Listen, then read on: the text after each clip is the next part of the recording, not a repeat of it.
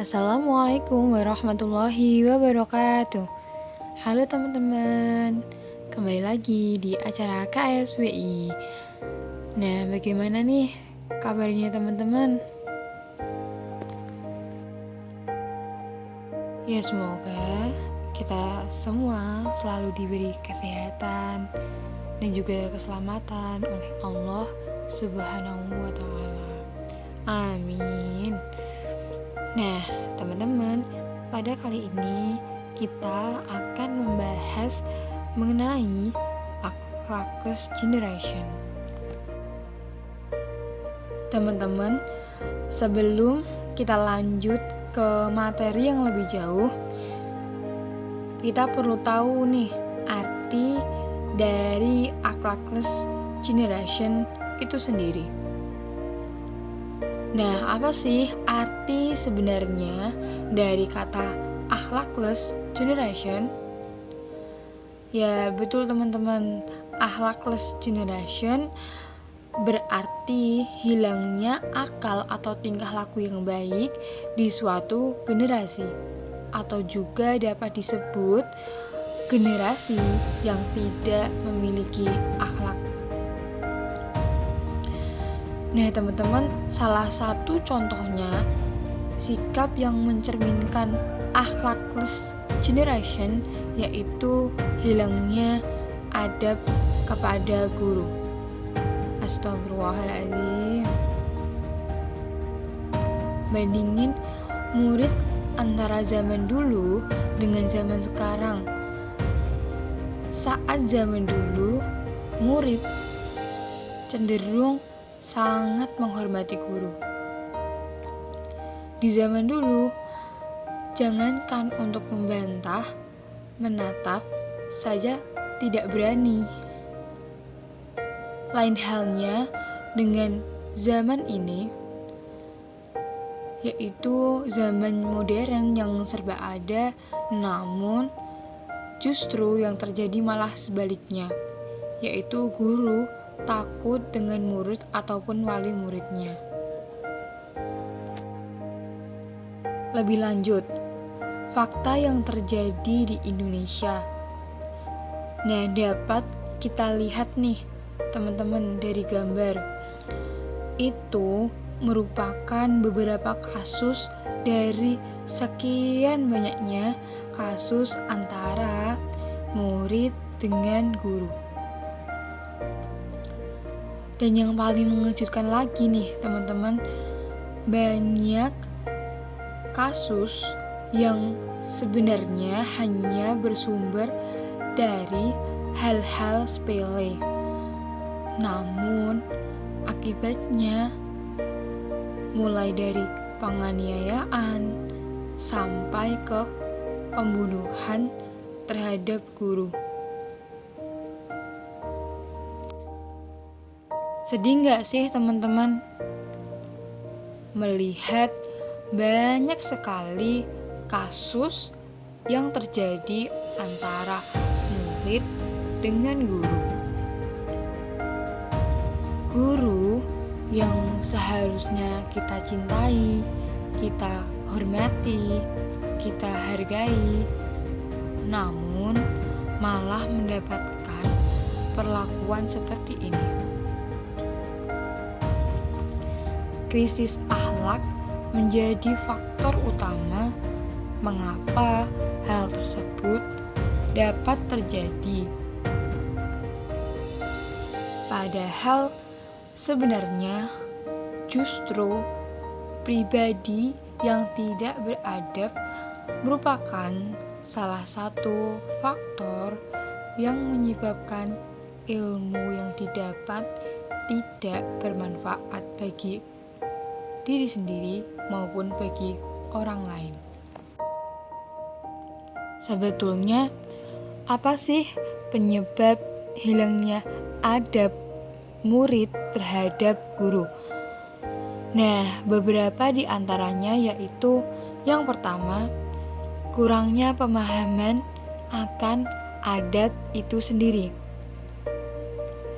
Banyak murid yang sekolah tinggi-tinggi atau memiliki ilmu yang tinggi, namun melakukan tindakan tercela seperti berbohong. Yang kedua, pengaruh budaya barat.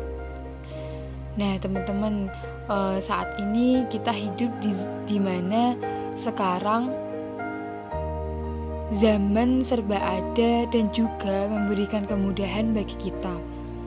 Namun, di satu sisi, teman-teman, dengan akses kemudahan yang ada, justru membuat informasi budaya yang tak selaras dapat dengan mudah masuk melalui generasi kita.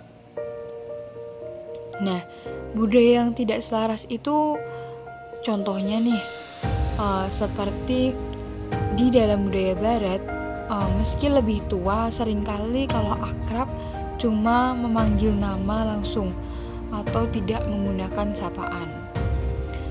Yang ketiga, guru yang terlalu mentoleransi muridnya. Sekarang banyak sekali dijumpai siapa sih guru yang tidak ingin dekat dengan muridnya. Banyak guru yang ingin siswanya menjadi nyaman dengannya, sehingga dalam proses belajar mengajar menjadi lebih mudah. Namun, dalam hal ini, guru harus juga memperhatikan batasan-batasan interaksi antara siswa dengan guru. Hal tersebut perlu dilakukan agar siswa tidak kehilangan rasa segan dan hormat kepada guru. Nah, selanjutnya teman-teman, akibat tidak memiliki akhlak pada guru, yaitu adalah ilmunya menjadi tidak barokah. Yuk kita lihat teman-teman, sekarang banyak sekali orang yang berilmu, namun banyak pula orang yang kurang memberi manfaat pada hidupnya, baik terhadap diri sendiri maupun orang lain. Oleh karena itu teman-teman, kita sebagai seorang murid harus selalu menjaga dan merawat keberkahan ilmu.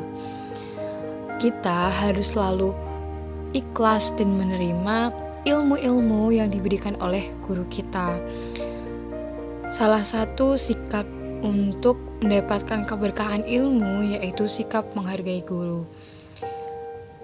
Itu akan menjadi aliran antara ilmu dengan Allah, dan disinilah adab kita sebagai seorang muslim itu diuji. Menghormati di sini maksudnya menghormati barokahnya guru ya teman-teman. Guru pasti mendoakan murid. Ketika doa guru dengan murid sudah bersinergi, insya Allah keberkahan ilmu akan tertanam kuat dengan sendirinya. Nah, jadi teman-teman, jangan suka gibahin guru ya. Jangan suka ngomongin guru ya.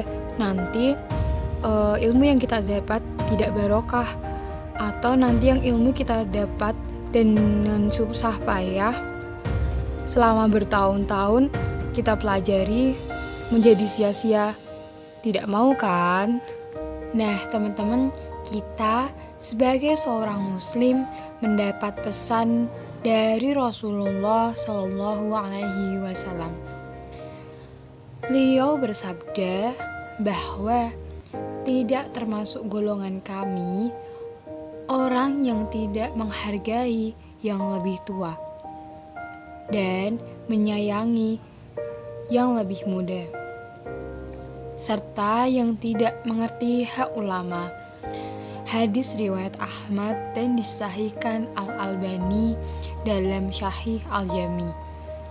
Nah teman-teman, dari hadis riwayat tersebut kita diberi perintah oleh Rasulullah Shallallahu Alaihi Wasallam untuk yang pertama menghormati orang yang lebih tua dari kita. Yang kedua, untuk mengasihi orang yang lebih muda dari kita. Dan yang terakhir, yaitu menghormati dan menghargai sosok seorang guru. Subhanallah ya teman-teman, Rasulullah saja sangat menghargai sosok seorang guru. Bagaimana dengan kita? masih suka ngomongin guru di belakang. Nah, teman-teman, akhlak dan adab yang baik harus kita miliki dan tidak kita lupakan sebagai seorang murid. Kita sebagai seorang murid, bagaimana sih sikap yang harus kita lakukan sebagai seorang murid? Nah, teman-teman, ada beberapa hal nih yang perlu kita perhatikan. Yang pertama, kita harus mengetahui adab-adab yang harus kita perhatikan di depan guru. Mulai dari adab duduk, adab berbicara, adab bertanya, adab mendengarkan pelajaran, dan masih banyak lagi. Adab-adab tersebut harus kita pelajari untuk bersikap di depan guru. Selanjutnya yaitu yang kedua, menghormati guru. Menghormati guru merupakan suatu keharusan yang dimiliki seorang murid. Mengingat guru merupakan sosok yang sangat penting dalam hidup kita. Gurulah yang mengajari dan mendidik kita hingga menjadi lebih baik. Yang ketiga, yaitu mendoakan guru. Besarnya jasa guru hingga kita tidak dapat membalasnya. Namun, kita dapat melakukan yang terbaik, yaitu salah satunya mendoakan guru dengan khusyuk. Dan semoga guru kita senantiasa selalu diberi kesehatan dan keselamatan oleh Allah Subhanahu wa Ta'ala. Yang keempat yaitu memperhatikan adab-adab dalam menyikapi kesalahan guru. Guru juga merupakan manusia nih teman-teman, juga memiliki kesalahan dan aib. Namun, bukankah Allah melarang mencari kesalahan orang lain? Seorang murid diperbolehkan menegur guru, namun harus sesuai dengan adab menegur yang benar.